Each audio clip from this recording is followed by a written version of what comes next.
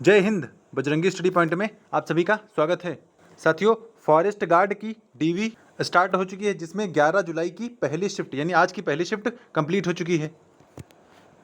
और हम लोग जानेंगे कि पहली शिफ्ट में क्या हुआ, कितने लोग एब्सेंट रहे, कितने लोग प्रेजेंट रहे और डीवी स्किप का कितना योगदान रहा। और सबसे बड़ी बात कि आय, जाति और निवास में क्या मांगा जा रहा है, ओल्ड मांगा जा रहा है या न्यू मांगा जा रहा है। और सबसे बड़ी दिक्कत ईडब्ल्यूएस वालों के लिए है। और ये भी बात करेंगे कि डॉक्यूमेंट्स में क्या क्या चीज़ें लग रही हैं, जो भी उन्होंने बताया था वो सब मांग रहे हैं क्या, और इस चीज़ में दिक्कत आ रही है तो वह कौन सी चीज़ है जिसमें सभी को दिक्कत आ रही है। यानी पहली शिफ्ट की पूरी चर्चा करने वाले हैं। और सबसे बड़ी बात कि कितनी डीवी स्किप हुई, क्योंकि मेन फोकस तो यही है ना कि कितने डीवी स्किप हों और कितने प्रेजेंट रहें, ये सब भी बहुत ज़रूरी है।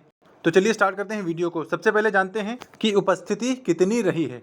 तो देखिए, प्राप्त जानकारी के अनुसार सभी को एक हॉल में बुलाया जा रहा है और उस हॉल में 5 टेबल हैं, ए, बी, सी, डी और ई करके 5 टेबल हैं। और हो सकता है वो लोग 25-25 बैठा रहे हों, क्योंकि एक शिफ्ट में 125 लोगों को बुलाया जा रहा है।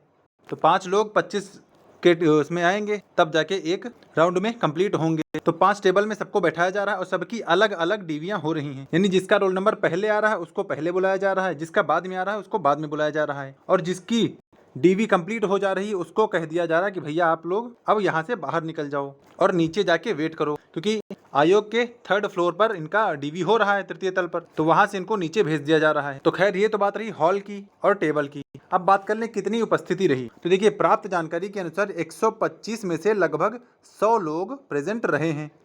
यानी 125 में अगर हम लोग 100 का माने तो ये लगभग 20% का जो डीवी है वो स्किप हुआ है आज के हिसाब से, पहली शिफ्ट के हिसाब से। तो डीवी स्किप थी लगभग 20%, और हमें ये करनी कितनी है, तो ये लगभग 30% तक डीवी स्किप को हमें ले जाना है, क्योंकि अगर कट ऑफ नीचे रखनी है तो 30% डीवी स्किप होनी है, और उसके लिए ज़रूरी है ज़्यादा से ज़्यादा लोगों को जागरूक किया जाए। फिर चलिए आगे बात कर लें कि डॉक्यूमेंट्स में क्या क्या लग रहा है। तो देखिए, जैसे 10th की मार्कशीट लग रही है ओरिजिनल, और 12th की ओरिजिनल मार्कशीट लग रही है।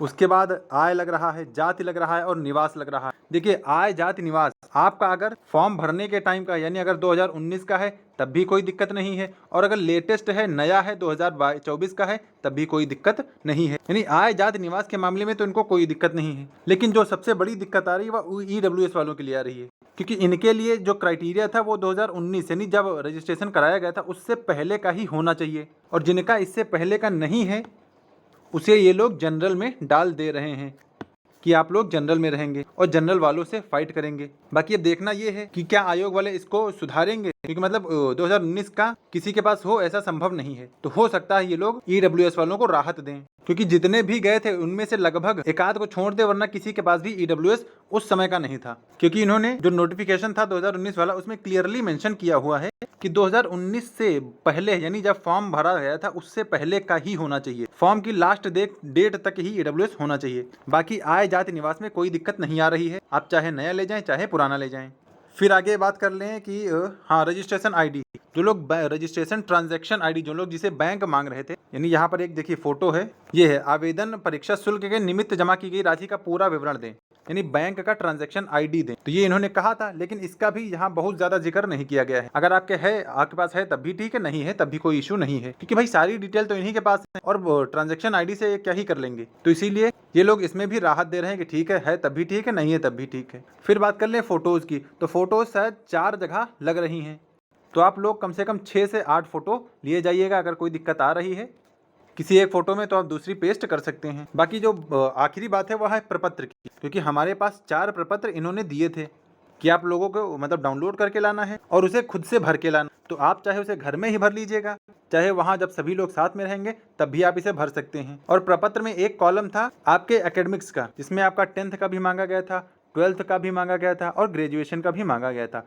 तो जिन्होंने 10th 12th भर दिया वो तो ठीक है, लेकिन ग्रेजुएशन नहीं भरा है तब भी ठीक है, और भर दिया तब भी कोई प्रॉब्लम नहीं है, क्योंकि जो मिनिमम क्वालिफिकेशन है वो 12th ही है, और आपने 12th का भरा हो बस, उनसे यही मतलब है। बाकी ग्रेजुएशन का भरें चाहे ना भरें। और बाकी अगर किसी को देखना है कि प्रपत्र कैसे भरना है तो आप यहाँ पर आई बटन पर क्लिक करके देख सकते हैं, मैंने इसमें पूरा समझाया हुआ है कि प्रपत्र कैसे भरना है। तो बाकी किसी डॉक्यूमेंट में कोई दिक्कत नहीं आ रही है। हाँ, यहाँ पे डॉक्यूमेंट में आपको आधार भी ले जाना है, मैंने आधार यहाँ पर नहीं बताया, आधार भी आपको ले जाना है।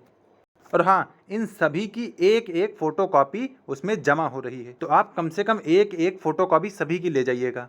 और जो 10th और 12th का मार्कशीट है उसको वहाँ लोग क्लियरली उसको देख रहे हैं, चेक कर रहे हैं, क्योंकि मेन डॉक्यूमेंट्स यही हैं आपके 10th और 12th के। तो इन सभी की एक एक फोटो कॉपी या दो फोटो कॉपी आप करवा लीजिएगा, ताकि आगे इन फ्यूचर कोई दिक्कत ना हो।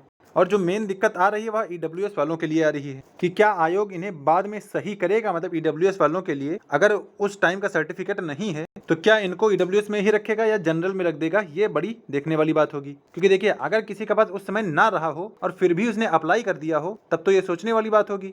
इसीलिए शायद आयोग ने ईडब्ल्यूएस वालों के पास, जिसके पास उस समय का नहीं होगा, उसको जनरल में रखने की सोची होगी। क्योंकि भाई उस समय जिसने बनवाया होगा तो बनवाया होगा, क्योंकि उस समय ईडब्ल्यूएस लगभग स्टार्ट ही हुआ था, तो किसी के पास रहा नहीं होगा। और इस समय आज के ज़माने में देखें तो ईडब्ल्यूएस लगभग सभी के पास है। तो इसीलिए मतलब आयोग ने ऐसा सोचा होगा कि अगर उसी डेट का है तब तो ठीक माना जाएगा, वैलिड है, अदरवाइज वो आपका वैलिड नहीं होगा। और बाकी किसी डॉक्यूमेंट में उनको कोई प्रॉब्लम नहीं हो रही है। मतलब बहुत ज़्यादा घबराने या टेंशन लेने की ज़रूरत नहीं है। बस सब कुछ आपके पास होना चाहिए और सबकी एक एक या दो फोटो कॉपी होनी चाहिए, क्योंकि वो लोग एक एक फोटो कॉपी भी जमा कर रहे हैं। और बाकी अगली शिफ्ट की भी अपडेट आपको अभी मिलने वाली है, क्योंकि सेकंड शिफ्ट 1:30 बजे स्टार्ट हो गई थी और इस समय उन लोगों का डॉक्यूमेंट वेरिफिकेशन चल रहा होगा। तो इसकी भी जैसे अपडेट आएगी आप सब तक तुरंत साझा कर दिया जाएगा। तो अपडेट पाने के लिए चैनल को तुरंत सब्सक्राइब कर लें, ताकि कुछ भी अपडेट आए आप सबको तुरंत पहुंच जाए।